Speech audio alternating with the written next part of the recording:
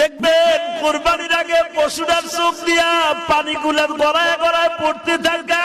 ও কি বলে জানেন? ইমাম থানভী আজকে তাফসিরে আমি দেখলাম, ইমাম থানভী বলে গড়ায় গড়ায় পানি ছেড়ে দিয়া বলে, মালিক আমার মতো সৌভাগ্যবান আর কে আছে?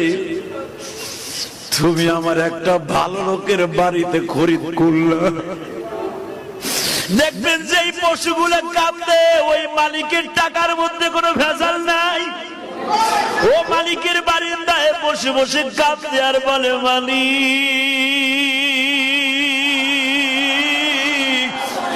আমার ভাষা দুনিয়ার কেউ বুঝে না, তুমি বুঝাও। দেখবা কোরবানির একদিন আগে ওর মুখে কোনো খাবার দেয় না, যত দামি দামি খাবার দাও না কিন্তু খায় না। খোল ভুসি দাও খায় না, তাজা ঘাস দাও খায় না।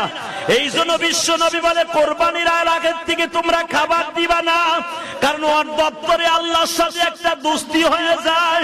ওর তখন খাবার দেওয়ার দরকার নাই, ওর খাবারগুলো খাওয়াইলে তুমি ধুইতে কষ্ট হবে। আমি নবী বললাম ওরে একদিন রাতের আগে থেকে খাবারটা বন্ধ করে দিও।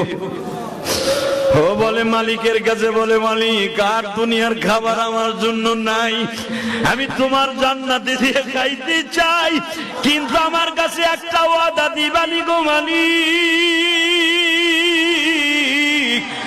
আমারে যেই টাকা দিয়ে তোমার এই পাগল কিনেছে, এই টাকার মধ্যে যদি ভেজাল থাকে ওর বিচার তোমার আদালতে দিলাম গো আল্লাহ।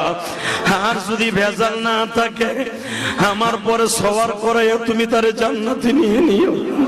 আল্লাহ বলবে না, তোর পরে সওয়ার করাইতে হবে না, আমি ওরে দুম্বার উপর সওয়ার করাবো।